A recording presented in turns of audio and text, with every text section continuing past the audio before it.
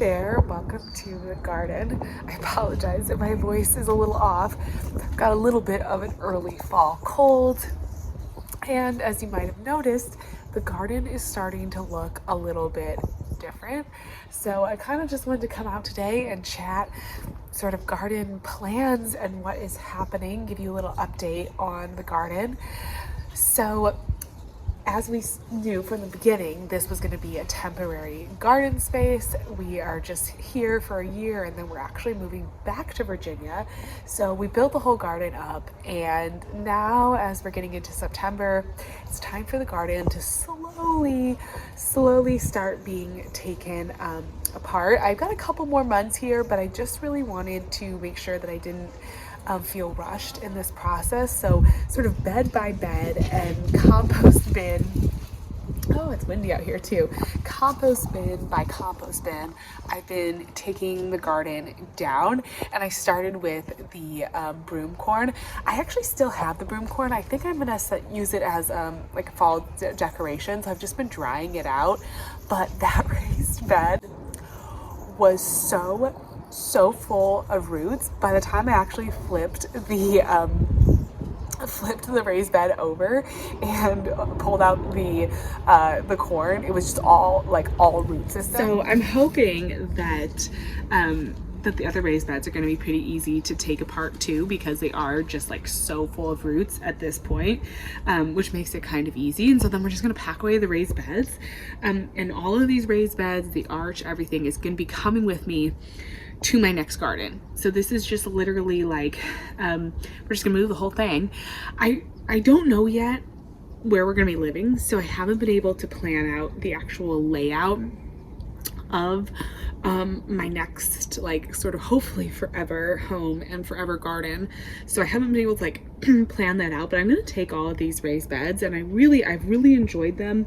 They've been great sizes, super durable. Like the Vego garden beds are awesome. If you're looking for a good metal raised bed, I highly recommend.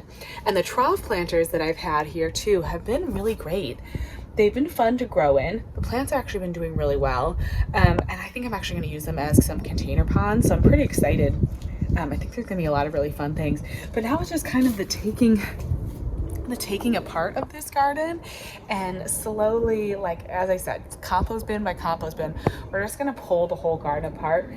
And it's kind of hard because a lot of things are looking really good, and it's always hard when plants are looking good, but the containers are starting to show some age. And I'll turn the camera around in a second here and show you the status of the garden, because some of the things are starting to look, you know, a little worse. Start over here in this trough. I've got, of course, pumpkin spice latte, because, you know, fall. In the back, the corn actually looks really great, and I gotta get in here and check. Let's do that. Let's see.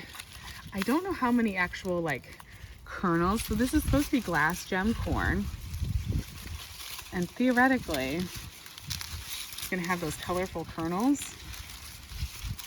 I don't know how many kernels.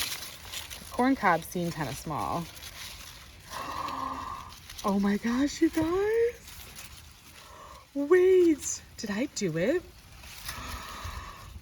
Oh my gosh, I did it. I am gonna be able to make a swag of beautiful glass gem corn from my own garden. Look at that. I guess I'm gonna let it dry out a little bit more. Okay, I need to figure out, I'm gonna have to go like look and see what I need to do. Oh, it looks so beautiful. This cob is a little bit drier. And look at the color on that corn. Oh my gosh. I'm so excited. Okay, I think I'm gonna need to let the corn, this one I might harvest because these are getting dry and I don't want any animals to get to them. But I am just so excited that happened, that we grew corn, and it actually looks really good. All right, so I've got a bunch of corn along the back here, so I should be able to do some really fun decorations with corn. I'm gonna have to look up some, like maybe do like one of those swags of corn cobs, or I don't know. Let me know in the comments if you have like a brilliant idea of what I should do with this glass gem corn cobs. But I want to use them as decorations for sure. I'm so thrilled. I hadn't checked them yet. I'm so thrilled that they actually did that. They look great. Okay, so that's the back of the garden. All corn. And then here's the autumn sunset sunflower, which just in the last couple days has finally, you know, like completely faded. So I'm gonna pull this out soon because it's just getting kind of big and it's all dead. But there's more corn in there, and then there's corn in this raised bed too. So this raised bed, we've got the spoon tomatoes, which I just harvested a bunch of these this morning. The plant is looking a little bit, you know, end of season tomato plant, but these little tomatoes are so fun. I've been putting them in my daughter's lunches for preschool. She absolutely adores them. And this plant is pretty wild and crazy. But honestly, I was talking about this in my Instagram stories. I think that growing the spoon tomatoes in this way, falling over the raised bed, has actually been really, really nice. Spoon tomatoes, as you can see, get kind of wild and they get huge and they're just bushy and they go everywhere. Sometimes they're kind of hard to contain, but in this setting, it's actually kind of worked because it's pretty easy to harvest them.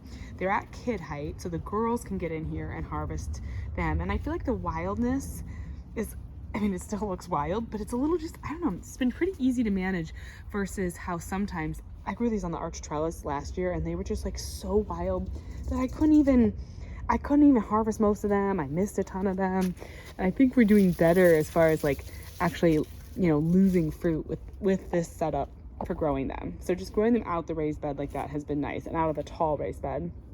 And then there's dahlias in here, the beautiful black knight pink cushion flower. 100% I'm gonna order a bunch more seeds. I saved some seeds. I wanna grow this everywhere. I love this.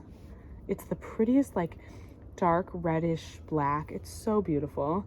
And then our little salvia plant that kind of went through some trials this summer is actually doing well. It looks really nice in there. And we've got a bunch of tomatoes growing here. And then of course the hyacinth bean vine, which has now become a super fun like bean pod. So it was beautiful when it flowered and now it's beautiful with the pods. It's been a great plant. And it's a little hard to pull out tomatoes when you see like you've got so many more green tomatoes on here.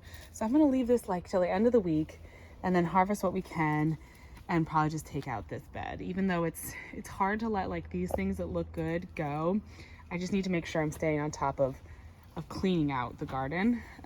But we have gotten a lot of tomatoes. These are the Juliet tomatoes. We've gotten a ton of them on here, so it's been really nice. And then this bed, so I moved the coleus over here, looking beautiful and full and big. The nasturtiums are kind of at the end of their season. And then this little container actually still looks great. So this is a rosemary, a salvia, and a zinnia. Like if you want a fun summer container with a little bit of herbs, this is a great combination. This was really good. And my clematis is looking very, very bad. But then we've got more glass gem corn. There's actually some Bettery's giant zinnias in this bed. Another dahlia, which isn't, I actually picked a bunch of the flowers off of. And then the morning glories and more tomatoes along here. Tons and tons of sun golds. I've been harvesting a bunch. There's a bunch of Juliet tomatoes that I should probably run in here and harvest today.